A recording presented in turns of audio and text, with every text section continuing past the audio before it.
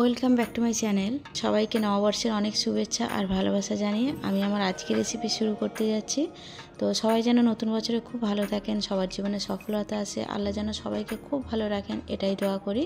তো আমার আজকের রেসিপি ইভিনিং স্ন্যাক্স, ভীষণই মুচমুচে কড়মড়ে আর বাইরে থেকে ভীষণই ক্রিস্পি হয়। এটা খেতে কিন্তু দারুণ টেস্টি হয়, যেহেতু বাইরে থেকে মুগ ডাল দেওয়া থাকে। আর কতটা মুচমুচে হয় আপনারা দেখেই বুঝতে পারছেন। এটা সন্ধ্যায় চায়ের সঙ্গে অথবা সসের সঙ্গেও খেতে কিন্তু দারুণ লাগে। তো এই রেসিপির জন্য আমি প্রথমে হাফ কাপ মুগ ডাল ভিজিয়ে রাখবো 2 থেকে 3 ঘন্টার জন্য। এতে আমি পানি দিয়ে দিলাম 1 কাপের মতো, একটু বেশি করে পানি দিতে হবে কারণ এটা অনেকটা পানি টেনে নেয়।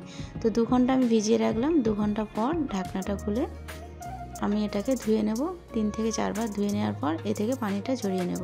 তো একটা ছাঁকনির সাহায্যে আমি এই মুগ ডালটাকে পানি ঝরাতে দিয়ে দিলাম। আর অন্যদিকে আমি একটা মিক্সিং বোল নিয়ে নেব, এটা পানিটা ঝরতে থাকবে। আর এদিকে আমি বাকি মশলাগুলো রেডি করব।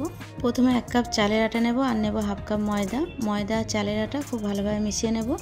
মিশিয়ে নেওয়ার পর আমি একটা ফ্রাইং প্যান গরম করতে দেবো। গ্যাসের উপর একটা ফ্রাইং প্যান বসিয়েছি। এরপর এতে দিয়ে দেবো 1.5 কাপ পানি। প্রথমে 1 কাপ দেবো, তারপর হাফ কাপ পানি দিয়ে সামান্য একটু নুন দিয়ে দেবো। হাফ চামচেরও কম নুন দিয়েছি।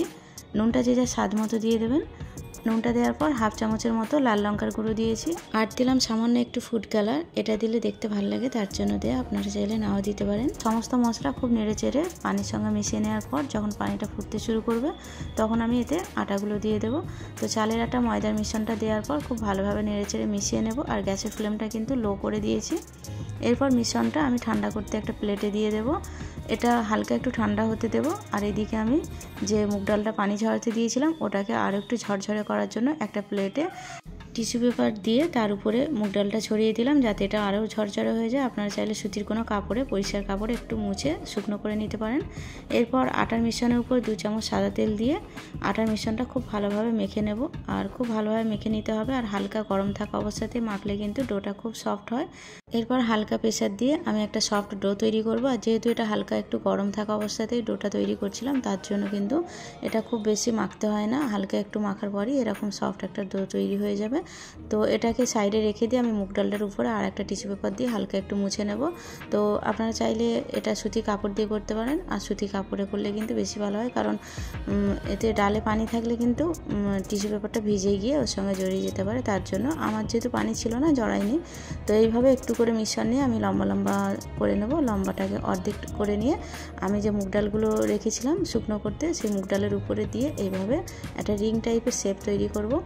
তো এরকম গোল গোল করে রিংয়ের মতো করে নেব। তো আপনারা চাইলে ছোটো বড় করতে পারেন। আমি কয়েকটা ছোট কয়েকটা বড়, যেরকম হাতে ছোট ছোট চুড়ি বা রিং হয় সেরকম আমি তৈরি করে নিলাম। আর হালকা একটু প্রেসার দিয়ে করলে মুগ ডালগুলো ভালোভাবে এর গায়ে মেখে যায়। আর জয়েন্ট মুখটা এঁটে দেওয়ার পর তারপর কিন্তু ওই জায়গাটাতেও একটু হাতে করে মুগ ডাল লাগিয়ে দিলে ওইগুলো খুব ভালোভাবে কিন্তু লেগে যায়।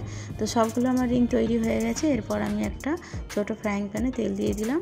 তো পর্যাপ্ত পরিমাণে তেল দিয়ে একটা মুগ ডাল দিয়ে টেস্ট করে নিলাম তেলটা গরম হয়েছে কি। তেলটা গরম হয়ে গেছে। এরপর গ্যাসের ফ্লেমটা লো করে দিয়ে খুব সাবধানে একটা একটা করে রিং আমি দিয়ে দেবো। যেহেতু ফ্রাইং প্যানটা ছোটো তার জন্য আমি 3টে করে দিলাম। আপনারা বড় ফ্রাইং প্যানে করলে অনেকগুলো একসঙ্গে দিতে পারেন, গায়ে কিন্তু মুগ ডালগুলো ছেড়ে যাবে না।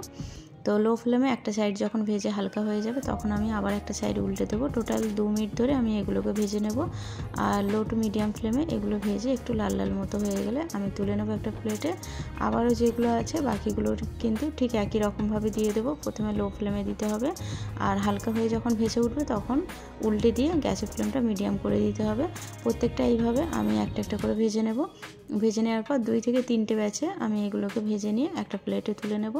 আর এইগুলো কিন্তু ভাজতে একটু সময় লাগে, প্রায় 1.5 থেকে 2 মিনিট সময় নিয়ে এগুলো ভাজতে হয়। তবেই কিন্তু এইগুলো মুচমুচে একটা কুড়মুড়ে ক্রিস্পি টাইপের হয়। তো এইগুলো আমি একটা প্লেটে তুলে নিলাম। তুলে নেওয়ার পর সবগুলো যখন ভাজা হয়ে যাবে তখন আমি সবগুলো প্লেটে নিয়ে এগুলোকে সার্ভ করার জন্য রেডি করব। তো এগুলো আমি সসের সঙ্গে সার্ভ করেছিলাম। এগুলো কিন্তু চায়ের সঙ্গে খেতেও দারুণ লাগে। আর কতটা ক্রিস্পি হয়েছে দেখুন, একদম ভাঙলেই কিন্তু খুব সুন্দর ভেঙে যাচ্ছে, একদম কড়মড়ে হয়েছে। কিন্তু বাইরেটা মুগ ডাল দেওয়া থাকে তার জন্য কিন্তু এটা খেতে দারুণ টেস্টি হয়। তো রেসিপিটা ভালো লাগলে চ্যানেলটা সাবস্ক্রাইব করার অনুরোধ রইল। আর রেসিপিটা দেখার জন্য সবাইকে অনেক ধন্যবাদ। সবাই খুব ভালো থাকবেন।